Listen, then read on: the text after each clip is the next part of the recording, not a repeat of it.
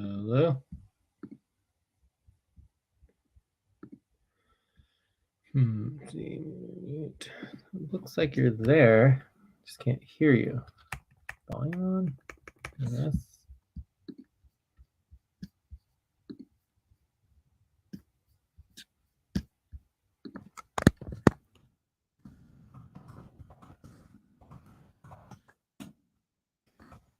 Hear me?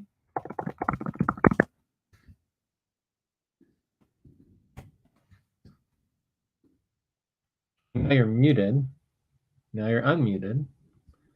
I can't hear you. Do you have your audio connected?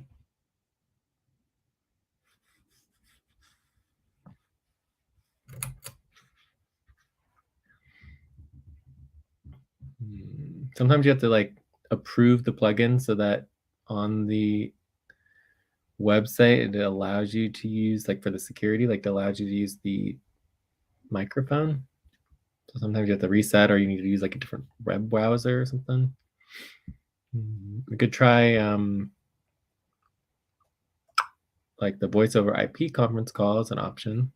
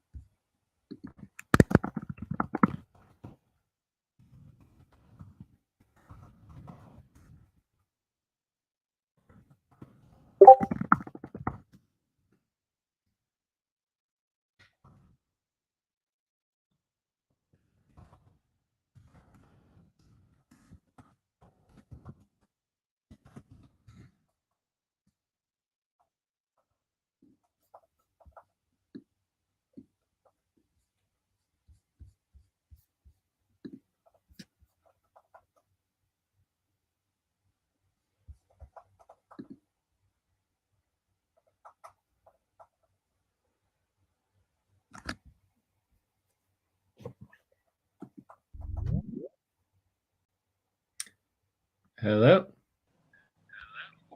Hello, can you Oh, I can hear you now. Excellent. hear me? Okay. Yeah, I can hear you. Great. Okay, did you get the notes? Yeah. Cool. So in the first section on line 24, you would put your name and your hypercheck in, which is just basically how you're feeling between 1 and 9. I know it's pretty late. Okay.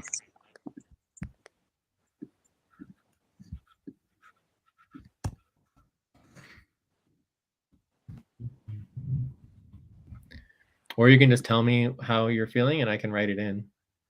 Yes. 3. But I'm not feeling well, so but still can do the meeting. Cool. All right. So then we're going to go into our focus and topics. And our focus is obviously on, this would be HR board training. Okay. Setting up your role. So I would say our topics are kind of like, I would say just starting with questions, answers if you have any questions on anything. Then we want to basically go through, priority trainings, and then we need to basically organize trainings for our decision makers. And then we can do a view up. I'm sure like a view up is where we kind of review other possible topics. There's other topics in relationship to actual trainings. Trainings. So, and we'll go over those in the list. So we go over the priority trainings, that can basically include the list of all the trainings that we want to do, and then we can prioritize those and see if we can actually get into any of them. But this would be create list of priority trainings, and then eventually basically we want to have a a sheet or a document with all of the links to each training. Okay, so in the questions, it's just desired outcome is just answer any questions So does that sound like some good topics to get started? Yes, we can start. Okay. So topic 1 is just going to be questions. So the first thing is if you have any questions off the bat. Yeah, I have a question. Yeah.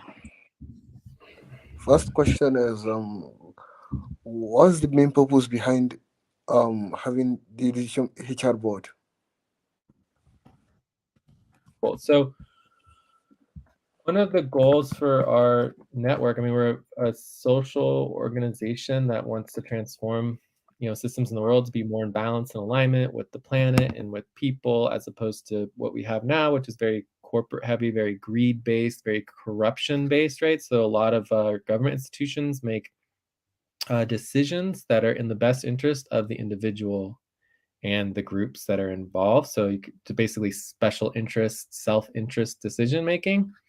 And I've been involved in many organizations that as soon as there's money, that those organizations just line their pockets with money for themselves. So as a social organization, we want to build systems that prevent and cut down the amount of corruption in the model. Okay.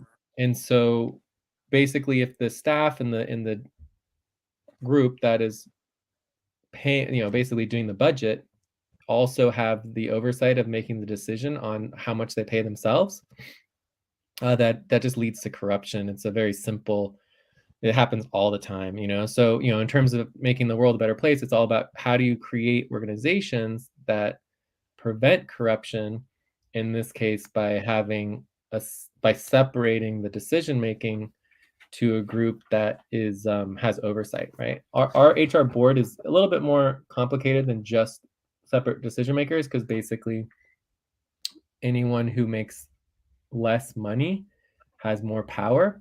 And decision makers make they make a lot of money per hour, but they make very little money overall per month. So the decision makers make the least amount of money per month, but they do make pretty high per hour. So both of those are different. And eventually our goal is to have a board that has all volunteers, but it's hard to find people who are willing to volunteer. And so volunteers can help create a situation where budgets are overseen by people who are not getting paid. There can still be corruption in that as well, but it's still helpful on a certain level. So hopefully that answers your question. So the main things is basically to prevent corruption and build a model that has review and disconnection from the people writing the budget and paying themselves.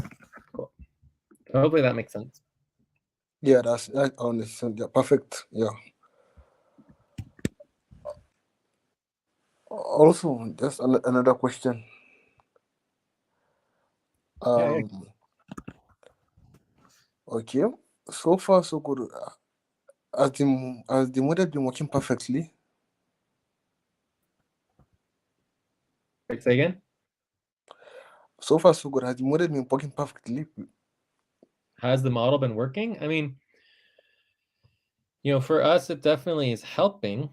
So we're already seeing, there's two things that are very, very helpful here, right? So, so the question is the model working? So for one, we're obviously very small. We don't have a lot of money, et cetera, et cetera. So there's definitely, until we actually grow and scale, it's hard to know, like in a bigger organization, that this actually functions and works. But what is working is two things. One is that simply by having decision makers, it changes the way that normal workers behave. So we're already seeing a very significant difference, and you'll hear from Alberto on this as well if he jumps on, where just the behavior and the professionality of the work is improved simply by presenting the budget and the work to decision makers. So it creates a very stable and structural differentiation differentiation of communication, which I think is tremendously helpful immediately. You know, we're basically cutting corners on the budget is very easy because it's like the thing that no one really cares about the budget. Everyone just wants to get paid. They don't really want to deal with the budget. They just, you know, want to deal with their pay and everything. And so it's very easy to cut corners on the budget.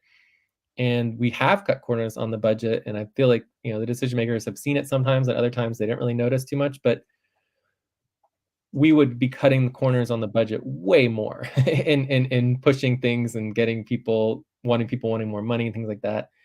You know, so it's just it helps significantly already, even with a small budget and a small team. Yeah. Okay, yeah, perfect. Understood. And also, so far the boys have reviewed so far since I was employed, have been noticing and the boys have been in red. So I wanted to ask, how are you thinking of trying to take care of the debts in the budget, the red in the budget? Because I noticed there are a lot of red in the budget Yeah, so every we're time the always in budget is red. being presented. Yeah, we're always in the red, and we're most likely going to be in the red for a while. But our income can change that. So our current model is based on what we call like a mini endowment fund, right? So what we do is we spend 4% per month of the fund, which at this time is equal to, I believe, about $1,500, which means in the fund we have about $30,000 in the fund. Right. So our goal in terms of building a stable long-term organization, if we don't have any income, the only money we have is this fund. And it's actually, the fund has collapsed significantly because there was a lot in Bitcoin, and Bitcoin went way down. Bitcoin's going back up a little bit, which gives us a little wiggle room. But overall, it is a very small amount of money, right? So if you go backwards, you know, a couple years before we lost like, I don't know, $1 million or more, or at least $500,000 from some Bitcoin fraud. You know, basically we got a bunch of money stolen from us. So since then we've really had a hard time, you know, condensing the budget, you know, reworking things so that we are more stable. And I mean, because back then we weren't as in the red as we are now. So basically anything over $1,500 is in the red, right? And when we're calculating these budgets, and also there's also income that we have, but the income is limited. But what we're focusing on now is getting external clients and having direct income. And as we have direct income, we can be using those funds immediately and supplementing and using less of the endowment funds or the you know, the funds from the mini endo fund. So income is going to help significantly with getting us out of the red, right? But the idea is, as a social organization with limited income, we have to budget in a way that's long term. And so that we use the marker of the red to gauge us kind of like how bad we are, you know, in terms of our budget. But it's not like a bad thing to invest into the future. You know, by being in the red, we're spending more money than we're bringing in. We're spending more money than we know we should, but we're investing into the future. For example, in this context, we're investing the money into our new social value group, which is the goal is to bring in income through new clients, right? So that's why it's okay to be in the red. A lot of organizations actually function in the red, but it's more important to know that you're in the red than accidentally spending too much money without knowing. Yeah.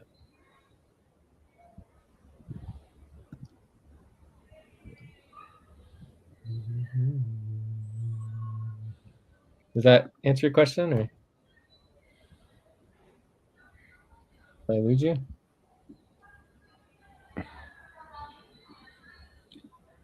Hello? I think we lost the connection. Oh, look, it's Alberto. He's back. Yeah, I didn't want to interrupt. So I continued. There was another question, the minutes one ago. right before that we felt you would be very interested, that would be helpful for you to answer, which is the model working? So that was a really good question. I thought you might have some insight in. But let's see if Abubakar is back. Are you back? Can you hear us? He had some audio problems at first, and then it got fixed. So maybe he's having Yeah, audio problems. he's back. We lost him, but I mean, here it says connection is good, and now we lost him again. All right. Well, let's just wait for a minute.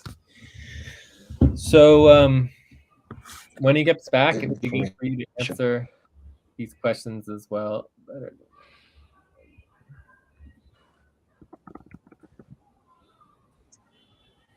Let's see. He's back, but the connection is poor. It's just not working. No, I don't think. I think he keeps losing connection. Should I try not screen sharing, maybe? But I don't think it affects. Does it affects the other ones as well? What? Does your screen sharing affect also the our connection? I don't think so, right? Well, maybe. Screen sharing, it's just kind of like equivalent to a video. Can you hear us? Well, I don't know. We still can't hear Abubakar. Yeah, we cannot hear Abubakar. I wonder if it could have something to do with you getting on, but I don't know. It's odd, but Yeah, it's not. He keeps. You want me to try to get off and see what happens? Oh, I don't know. I mean, I could try getting off as well and getting back on, see if that helps. All right. When you're. Hey, Abubakar, do you hear me?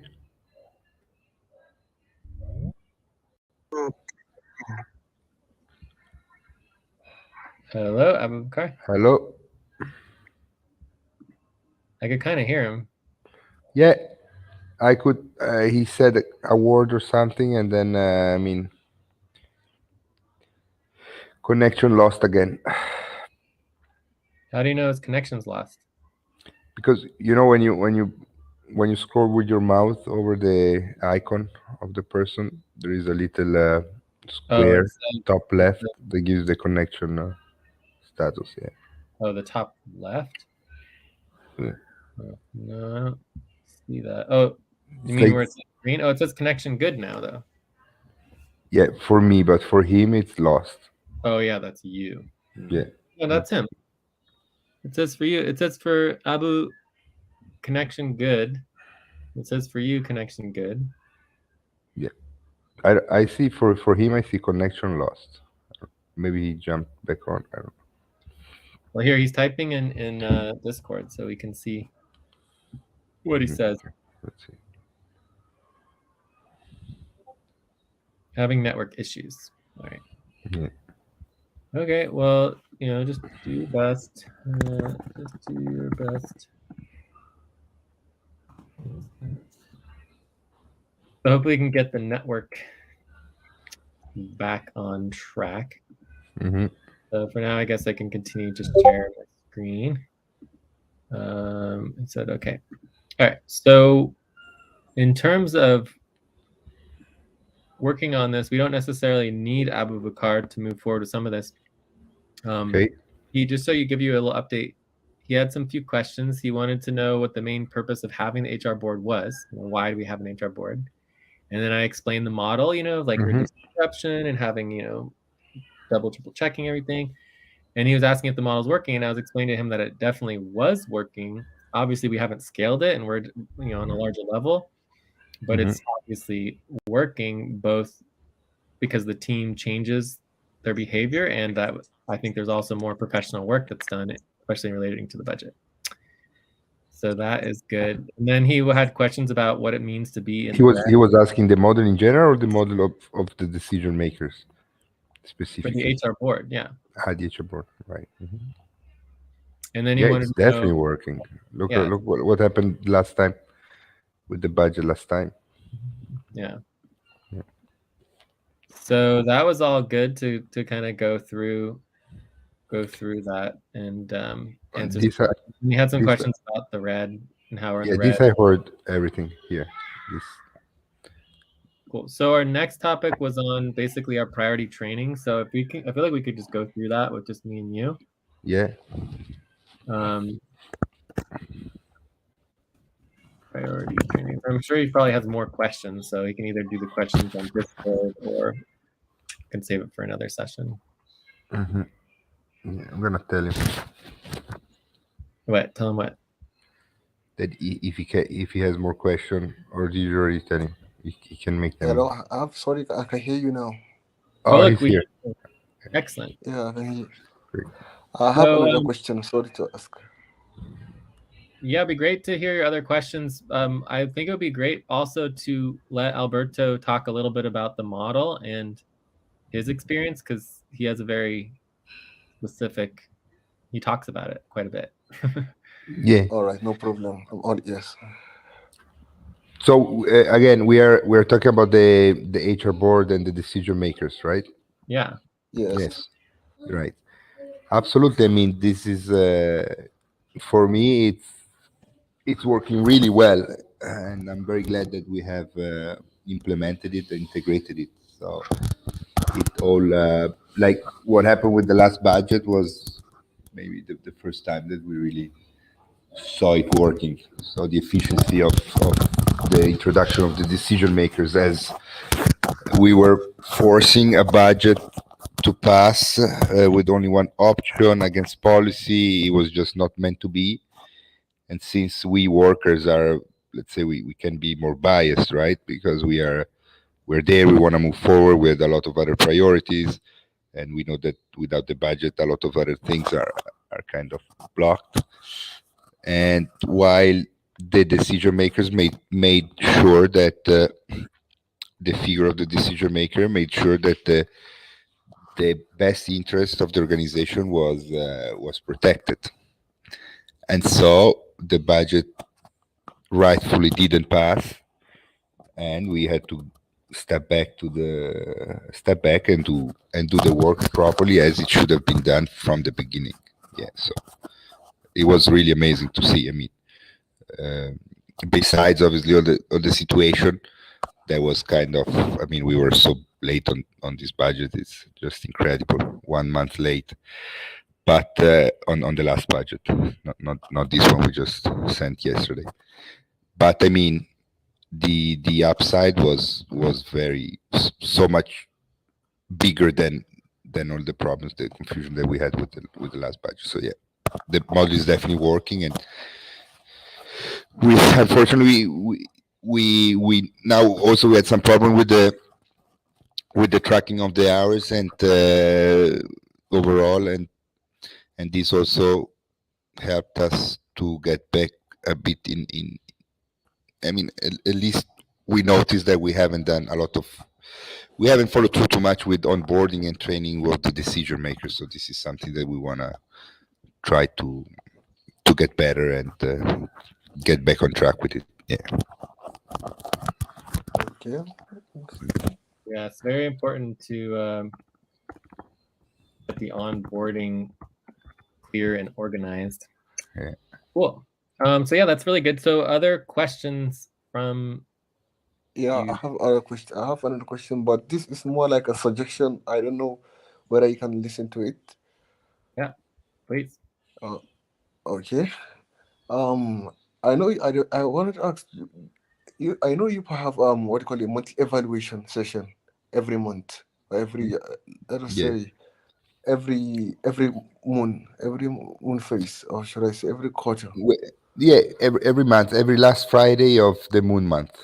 The last Yes. Friday. Okay. Yeah. So, so I'm kind of suggesting maybe if you should involve a decision maker in every meeting of the monthly evaluation in order to know the overall of what goes in a month, in order to make better decisions. Yeah, I mean, basically the way that it all works, and this is where it gets difficult with the budget, is that decision makers are paid to vote on, in this case, the HR budget and the budget decisions, right? And that's 1.5 hours per month, right? So from there, there's training, and you can spend an additional 1.5 hours on training. So if you want to do training during a main session, you want to do training during the eval session, that's fine. Or like today, we're just scheduling a session to work with you directly, which is also fine. Eventually, most of the training will actually be videos, like we're recording this video. So this could even be a video that people could watch. And then they would just watch the videos and go through the training on their own, month by month, because there's very little training that,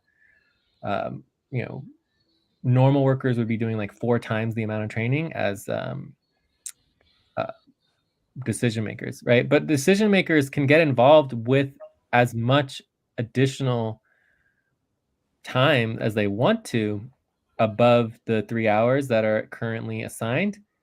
And then that all goes into equity. So it's like, obviously anyone can come to the evaluation session. It's just not assigned work, and it would not be paid, and it would not be part of your assigned duties. Does that make sense? Yeah, that makes sense. Understood. Yeah. Yeah, and that is included with everything. I mean, any decision maker is welcome to come to any meeting that they want to. It's just not part of your duties. It's not part of your pay. So all of our sessions are open. Buddy teams are limited to 3 people, right? So today's a buddy team. If another person joined, we would break up into 2 groups of 2. So in that context, again, it's just a matter of the budget and the time. But what we want decision makers to do is to spend an hour and a half a month on training and communicating and checking in on their processes, and then also spend an hour and a half on the budget.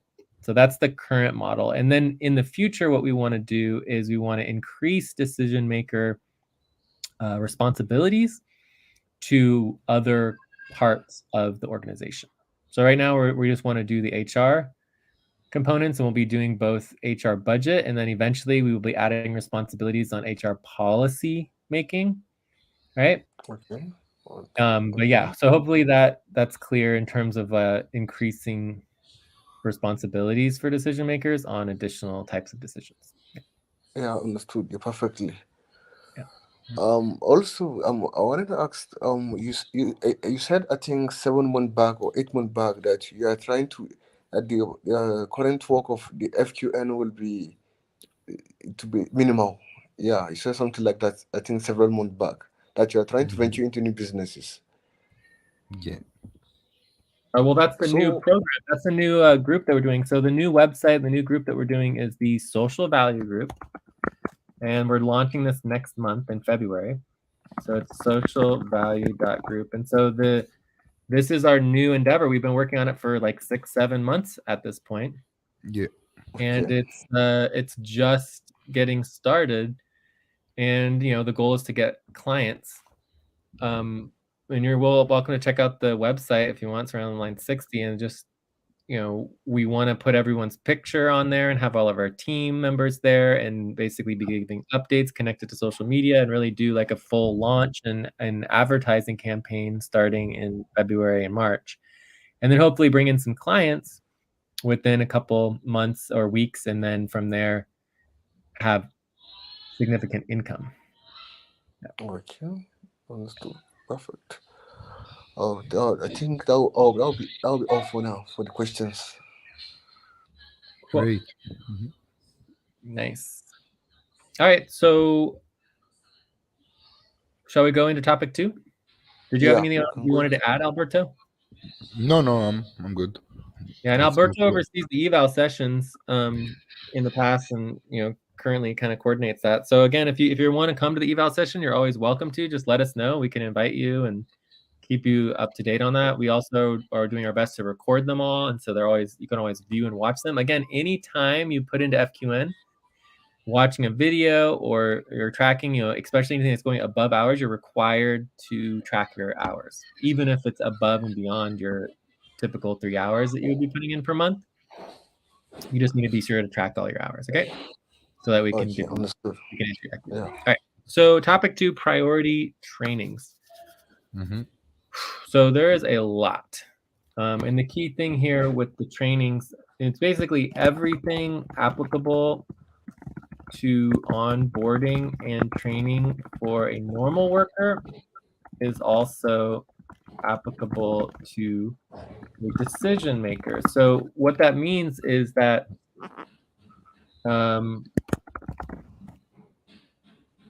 there is a lot of training, and so it's going to take, if decision makers are only doing an hour and a half of training per month, it's going to take, instead of a year to go through the basic training, it's going to take like 4 years, right? Which is perfectly fine. It's like basically little by little, the decision makers are going to be doing small amounts of training over time, which is good. And then from there, what we're going to want to do is prioritize those trainings, right? So the key of all of this is how do we prioritize the trainings and in essence condense them in a way that's as useful as possible for decision makers. So we want to prioritize and condense trainings for decision makers. Okay, so there's going to be 2 types of trainings. One is going to be just like, you know, the normal trainings, Basic training, right?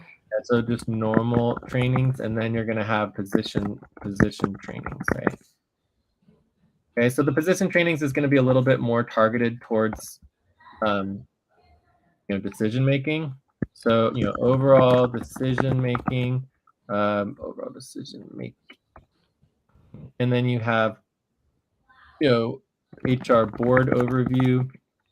You're going to have staffing, how does staffing work, you know, budget process. You're going to be learning about payroll. I think payroll and budget process are kind of like normal, but you know, you obviously want to learn about payroll and how that works. And then policy decision making.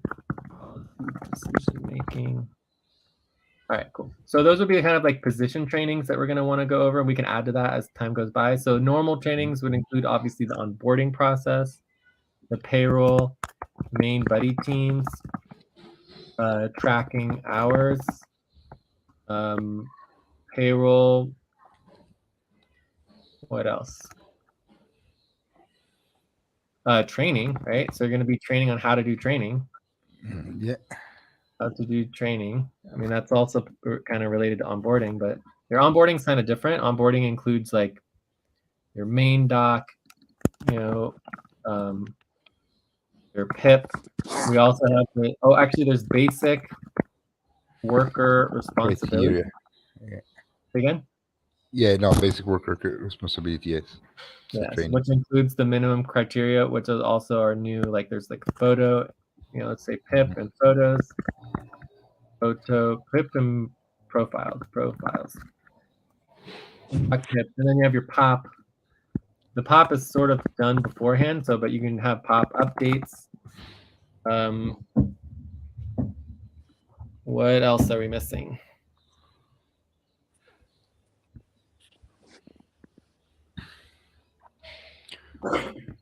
Team scheduling, but I don't know if it's applicable.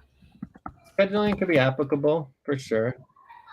I think just general equity, you know, understanding their equity, understanding any additional hours, especially for people who are only assigned for 3 hours per month. Per month. 3 responsibilities. Yeah.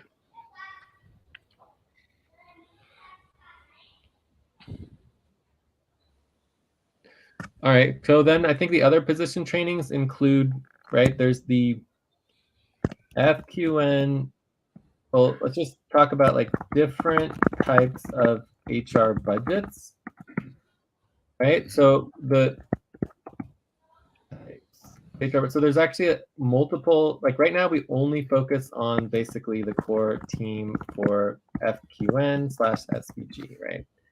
So right now that's the only budget we're really looking at. And it's currently a for-profit budget. Then there's also going to be the nonprofit budget, and then you have program budgets. And then there's going to basically be HR issues.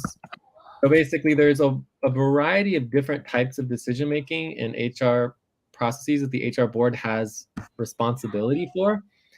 But currently our capacity to do the work is limited just to the core team budget. You know, but we are going to be expanding into the nonprofit budget soon. But technically speaking, the HR board is supposed to oversee the HR model for the entire network, including all program budgets and all additional, you know, workers, contractors, volunteers, like really the whole gambit of people involved. So in the last couple of years, there's probably been, I don't know, a couple hundred people involved. But at this time, the HR board's only looking at what we call the FQN Workers Co-op and the SVG, organization, but basically what we call internal operations, right? So the internal operations or the internal administration is the only budget we're focusing on right now. The HR board is supposed to oversee the entire budgets for all of the entire network, for all of the HR systems. Okay. Cool. Yeah. So I think that's a good list. Very good list. Yeah. Very good list. Yeah. So the next thing is really on prioritizing. Like, what do you think the number one priority trainings are? So obviously, like, overview of what our board is, how it works. Like, I think that's just obvious, right?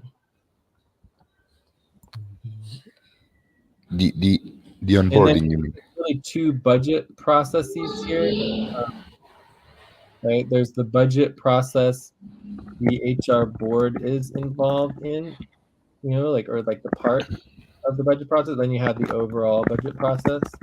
So I feel like that just understanding exactly what the HR board does in the budget process, so that they, when they're voting on it, they understand where they come in, would be helpful, even if we don't go over the entire budget process. And then, so I think those are the only really like position trainings in terms of like being able to do the work. And then as far as normal trainings, I feel like onboarding is just going to be required, right? Like that's, and I think we could do like you might be able to do like an async onboarding model, right?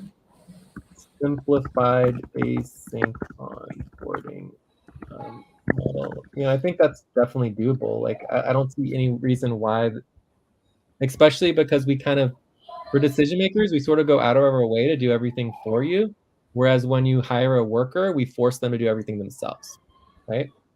So this would be more of like what we would call full service. Does that make sense, Alberto?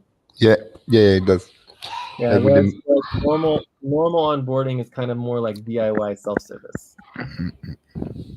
Because like when we hire a normal worker, it's like we're hiring them to do the work, and they need to step up and actually be able to do their own work that they're assigned to do. But with the decision maker, it's just not as important that they can do it themselves, because that's not what they're being paid to do. They're being paid to make a decision. Exactly.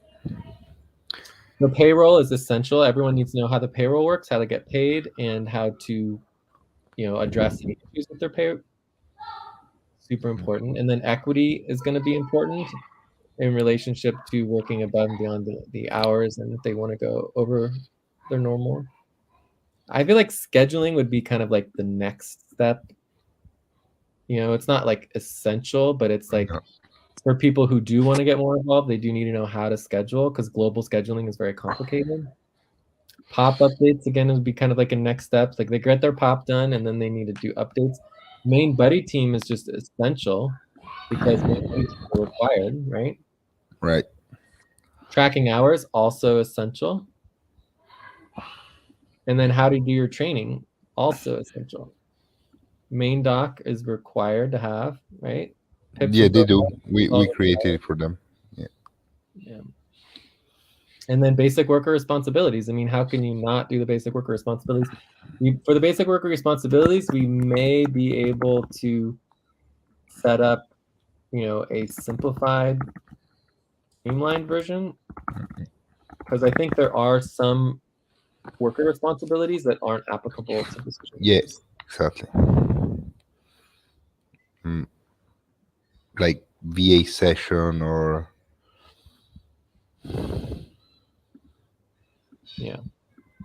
what is this? The number one is super mini training. So are there any other trainings that we can think of that would be important to do? And all of these are going to be videos. Eventually will be recorded, but for now we would just schedule. So basically, in terms of understanding how to do your training, to start, decision makers are required to step up and scheduled. So this is what we should have done to begin with. But we thought like, oh yeah, we're going to do it ourselves. We never did it, right? Because we didn't have any responsibility as workers to deal with the decision maker training. So the correct way to do it, and what we should have done from the very beginning, is just empower the decision makers to oversee their own training, which is what we did with you, Abubakar, and you stepped up and you said like, okay, I want to schedule. And so we are doing this because you made us do it, right? And you actually stepped up and you scheduled, and so here we are. And so now we're starting your training because you wanted to do it. That's kind of the starting point. So as you schedule once a month, you schedule a session, you do a little training, and eventually that will turn into more and more videos that we'll have as training videos in terms of like introduction to the training, how it all works, and then slowly increase. So, people who go through the training in the beginning might actually be on the training videos, and then people will be watching them in the future as we get better and better at it. And of course, there'll always be updates to the training, and that's just a matter of redoing the videos and re-updating the trainings and getting the responsibilities organized, et cetera, et cetera. But to start, the easiest thing is just basically, instead of having it on as our responsibility, because we're never going to do it. Right? We already know it went by like 7-8 months, maybe longer, where basically we didn't do it. It's not even that hard. We just didn't do it because we're so busy with everything else. So by empowering the decision makers to take control of their own training, it will happen, which is good. Okay. Yeah. Cool. And I would say of these ones that are the most important, I think tracking hours, how to do training, I think these are kind of like in payroll. Those are kind of like the most important. And I think the pips and profiles are important because we want to update the website and get everyone's profiles clear. It's kind of also an introduction, Mm-hmm. And then from there, we probably could go into basic worker responsibilities. Cool. So yeah, any other questions or anything on the priority trainings? No, I have no questions. It's all right. It seems okay. So then the next step is organizing the trainings. So we made our list. And so what we would do next is get them all in the correct order, and then from there get a spreadsheet or document that will organize all the trainings. And then from there, we would actually link the videos and link. I mean, a lot of these trainings are already done. It's just a matter of linking the correct videos with the correct times, and we can get that started immediately. So should we take a 5-minute break and then come back and then jump into organizing the trainings? And I think at that point, that's good. Abubakar, do you need to leave now, or where are we at? Okay, 5-minute break.